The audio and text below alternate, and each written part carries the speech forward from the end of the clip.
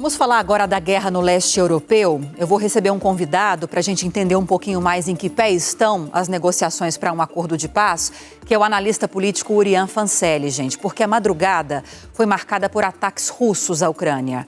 6 pessoas morreram e ao menos 12 ficaram feridas. A Rússia também afirma ter sido atacada pelos ucranianos, numa ação que, segundo autoridades do país, deixou 3 mortos e 16 feridos. Me deixe ver agora o Urian. Urian, bem-vindo. Bom dia para você. Obrigada por falar conosco. Oi, Lívia. Bom dia a todos. Um prazer estar aqui. A gente está falando de um acordo de paz que está sendo costurado com os Estados Unidos encabeçando esse processo, o presidente Donald Trump encabeçando esse processo, no meio desse tensionamento que não arrefece, que não diminui. E aí, para além dessa questão de como esse tensionamento afeta essas negociações para a condução desse acordo de paz, eu queria te ouvir sobre esse próprio acordo de paz que está sendo muito criticado, porque costurado, como eu disse, pelos Estados Unidos, porque, segundo esses críticos, é um acordo que beneficia mais a Rússia do que a própria Ucrânia, porque entre os pontos que estão em negociação está um ponto em que a Ucrânia teria de ceder territórios tomados pela Rússia ao país, ou seja, desistir dos próprios territórios. Queria que você falasse um pouquinho sobre essas duas frentes para nós, Urian.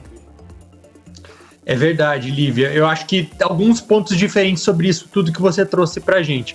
O primeiro deles é que, no meio dessas negociações, que são negociações extremamente difíceis, extremamente delicadas, há uma demonstração por parte da Rússia de que não há disposição para a paz. E a prova do que aconteceu hoje à noite mostra isso, né? O que aconteceu foi um ataque massivo e combinado da Rússia contra Kiev, inclusive contra a capital da Ucrânia, outras cidades também. E quando a gente fala de um ataque combinado, nós estamos falando do uso de tecnologias diferentes. Então, drones Shahed, que são drones explosivos de fabricação iraniana, muito usados na Rússia para atingir inclusive alvos civis, de mísseis Kinjal, que são mísseis balísticos hipersônicos, extremamente rápidos, lançados por aviões russos. Então, o alvo ele não tem sido militar. A Rússia ela diz que a Ucrânia está atacando, só que o alvo principal dos ataques ucranianos contra a Rússia são contra as instalações de energia, contra as indústrias de petróleo russas. Já a Rússia não. A Rússia ela ataca bairros residenciais onde as pessoas estavam dormindo, infraestrutura crítica. Ela tem mirado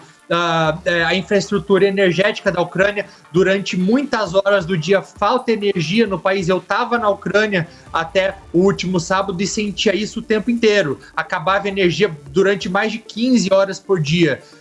Sobre esse acordo que você está falando, existem algumas frentes diferentes. Então, eis que os Estados Unidos surgem no final da semana passada com esse acordo de 28 pontos, que foi um acordo costurado principalmente entre o enviado especial do Donald Trump para o Steve Witkoff, junto com o seu genro, o Jared Kushner, que foi costurado também com um aliado do Putin, que era sancionado pelos norte-americanos. Inclusive, ele precisa de uma autorização especial para entrar nos Estados Unidos, se encontra em Miami com eles, e eis que aparece esse acordo de 28 pontos que é descoberto pela imprensa, e a partir de então ele foi adaptado, né, em uma conversa que houve em Genebra para se tornar muito mais palatável para os ucranianos, com 19 pontos. A Ucrânia, ela estava bastante resistente aos 28 pontos, porque esses pontos estavam muito mais com cara de uma rendição do que um acordo de paz.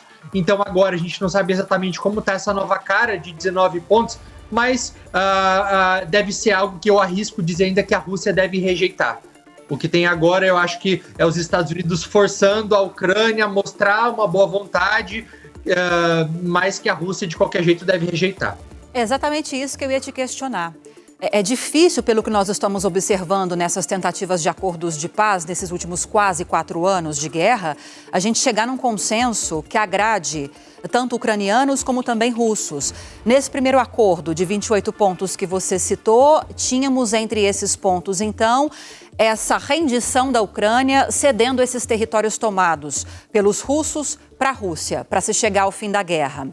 E agora, com esse novo texto que você citou, e eu tenho acompanhado também pela imprensa internacional, uma tentativa de garantir a soberania da Ucrânia com essa mudança, a Rússia não deve concordar, porque a cessão desses territórios não estaria também dentro desse contexto. Vai ser possível avançar para um acordo, para um consenso diante disso?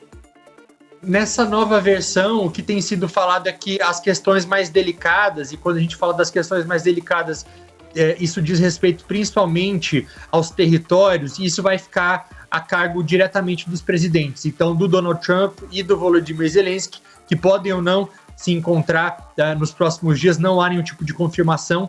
E algo que sai há poucas horas também, Lívia, e que não tem sido amplamente falado, acredito que há 3 horas atrás, é a notícia que é dada pelo Financial Times de que existe uma outra frente de negociação também ocorrendo nesse momento em Abu Dhabi, ali nos Emirados Árabes, então no país, no Golfo Pérsico, né, com uma delegação norte-americana, russa e ucraniana em conversas separadas. Então seria uma outra frente que acontece de maneira paralela, mas em relação a território, isso é muito complicado. Inclusive, o que os ucranianos falam pra gente, isso eu via lá o tempo inteiro, é que constitucionalmente eles não podem fazer isso. Existe um artigo na Constituição ucraniana dizendo que eles não podem simplesmente ceder território sem algum tipo de referendo. E se eles estão em lei marcial, não pode haver uma eleição para que seja votada uma nova Constituição que permita que isso tudo que aconteça. Então, o que eles falam como talvez alternativa, e grande parte da população ucraniana ainda rejeita essa ideia, seria não de reconhecer essa parte ocupada pela Rússia como território russo, mas de deixar para lá por enquanto, entre aspas, e daqui a algumas décadas voltar a falar sobre isso.